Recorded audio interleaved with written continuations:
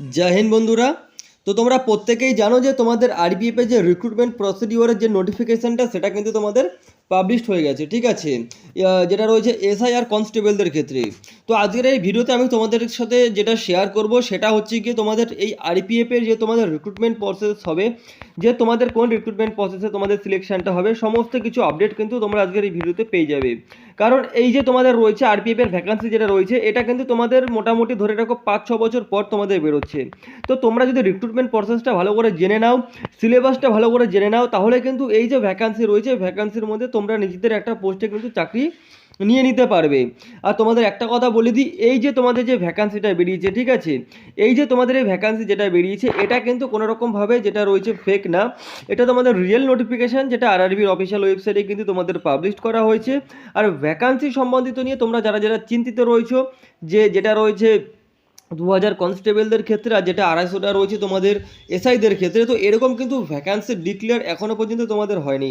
তো ভ্যাকান্সি কিন্তু তোমাদের যেটা রয়েছে সেই ডিক্লেয়ারটা কিন্তু এখনও পর্যন্ত হয়নি। এটা তোমাদের যেটা রয়েছে রিক্রুটমেন্ট প্রসিডিউরের যেটা তোমাদের নোটিফিকেশান রয়েছে সেইটাই মাত্র, ঠিক আছে। কেননা এখানে তোমাদের এখনও পর্যন্ত না আবেদন পদ্ধতি যেটা রয়েছে সেরকম কোনো কিছু ডেট দেয়নি।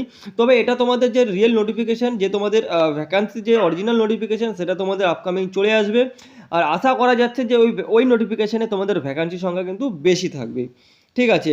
তো চলো শুরু করা যাক তোমাদের যে রিক্রুটমেন্ট প্রসেসটা রয়েছে সেই ব্যাপারে।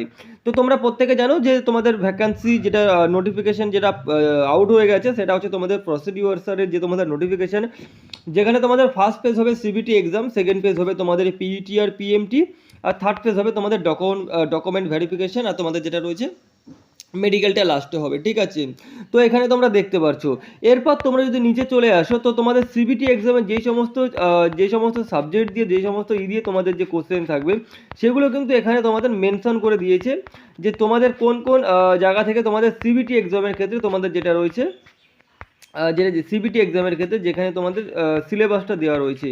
এখানে কিন্তু তোমাদের যেটা দেখতে পাচ্ছ তোমাদের এখানে জেনারেল অ্যাওয়ারনেস থেকে থাকবে, ঠিক আছে, অ্যারিথমেটিক থেকে থাকবে, যেটা ম্যাথ থেকে, আর তোমাদের যেটা রয়েছে জিআই থেকে থাকবে, ঠিক আছে, জিআই আর রিজনিং।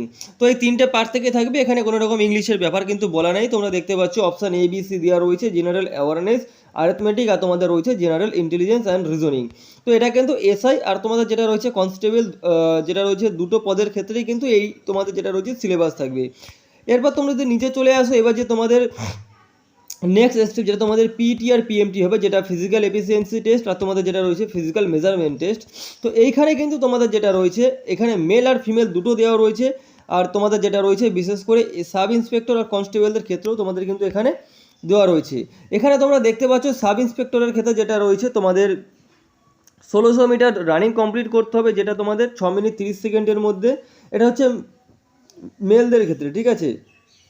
1600 মিটার যেটা তোমাদের রানিং কমপ্লিট করতে হবে মেল সাব ইন্সপেক্টরদের ক্ষেত্রে 6 মিনিট 30 সেকেন্ডে। আর তোমাদের লং জাম্প হচ্ছে 12 ফুট, হাই জাম্প হচ্ছে 3 ফুট 9 ইঞ্চি। যদি তোমরা সাব ইন্সপেক্টর লেডিসদের ক্ষেত্রে চলে আসো, এখানে তোমাদের 800 মিটার রানিং করতে হবে 4 মিনিটে, 9 ফুট করতে হবে লং জাম্প, আর তোমাদের হাই জাম্প করতে হবে 3 ফুট। এরপর যারা যারা কনস্টেবলের ক্ষেত্রে অ্যাপ্লাই করবে, তো কনস্টেবলের ক্ষেত্রে এখানে তোমরা দেখতে পাচ্ছ 5 মিনিট 45 সেকেন্ডে যেটা 1600 মিটার রানিং কমপ্লিট করতে হবে, এবং 14 ফিট লং জাম্প মারতে হবে, আর 4 ফিট যেটা রয়েছে হাই জাম্প মারতে হবে। যারা লেডিস ক্যান্ডিডেট রয়েছে মেয়েদের ক্ষেত্রে কিন্তু এখানে যেটা রয়েছে কনস্টেবলের 800 মিটার যেটা রানিং হয়েছে, 800 মিটার রানিং তোমাদের 3 মিনিট 40 সেকেন্ডে কমপ্লিট করতে হবে, 9 ফিট মারতে হবে লং জাম্প, এবং 3 ফিট মারতে হবে হাই জাম্প, ঠিক আছে। তো এখানে তোমরা বুঝে গেলে তোমাদের যে সমস্ত ফিজিক্যাল টেস্ট হবে। এরপর নিচে চলে আসলে যে তোমাদের হাইট কত লাগবে, ঠিক আছে। হাইট বিশেষ করে হচ্ছে হাইট, কারণ আরপিএফ হচ্ছে যারা যারা ফোর্সে যেতে চাও, তো তোমাদের কিন্তু এখানে আরপিএফের যে হাইট সেটা কিন্তু সব জায়গাতে তোমাদের কম লাগে, ঠিক আছে। যাদের ইচ্ছা ছিল যে বর্দিধারী যে নকরি আছে চাকরি সেখানে তোমরা করবে, সেই ক্ষেত্রে কিন্তু তোমাদের আরপিএফের অপশানটা খুব একটা ভালো অপশান রয়েছে, যেখানে তোমাদের হাইট কিন্তু একটু কম লাগে। যেখানে হাইটটা তোমাদের কম লাগে প্লাস তার সাথে তোমাদের যেটা রয়েছে এইখানে যে তোমাদের হাইটের ব্যাপারটা রয়েছে, এখানে দাঁড়াও 1 মিনিট হোল্ড করো। এইখানে যে তোমাদের হাইটের ব্যাপারটা রয়েছে দেখতে পাচ্ছ, যেটা ইউআর আর ওবিসির ক্ষেত্রে যেটা তোমরা দেখতে পাচ্ছ, এখানে ইউআর ওবিসির ক্ষেত্রে তোমাদের হাইট মেল ক্যান্ডিডেটদের ক্ষেত্রে 165 সেন্টিমিটার, ঠিক আছে, 165 সেন্টিমিটার ইউআর, আর তোমাদের ওবিসি ক্যান্ডিডেটদের ক্ষেত্রে। ফিমেল ক্যান্ডিডেটদের ক্ষেত্রে যেটা রয়েছে 157 সেন্টিমিটার, ওকে। এরপর যেটা তোমাদের চেস্ট রয়েছে, চেস্টের ক্ষেত্রে এখানে দেখতে পাচ্ছ অনলি ফর মেল, এখানে কোনো ফিমেলদের চেস্টের কথা বলা হয়নি, যেখানে 80 হচ্ছে নর্মাল আর ফুলি হচ্ছে 85। এসসি এসটির জন্য হাইট 160 সেন্টিমিটার, যেটা হচ্ছে তোমাদের মেল ক্যান্ডিডেটদের ক্ষেত্রে, আর ফিমেলদের ক্ষেত্রে রয়েছে এসসি আর এসটি 152 সেন্টিমিটার। যেখানে তোমাদের চেস্ট চেয়েছে 76.2 সেন্টিমিটার, আর না ফুলিয়ে আর ফুলিয়ে চেয়েছে 81.2 সেন্টিমিটার। তারপর গোর্খা, গারোয়ালস, মারাঠা, ডোগরা যে সমস্ত ক্যাটাগরিগুলো রয়েছে, এখানে মেলদের ক্ষেত্রে চেয়েছে 163 সেন্টিমিটার, ফিমেলদের ক্ষেত্রে চেয়েছে 155 সেন্টিমিটার। যেখানে চেস্টের কথা বলে দিয়েছে 80 আর ফুলি হচ্ছে তোমাদের 85। তো এটা হচ্ছে তোমাদের রিক্রুটমেন্ট প্রসেস।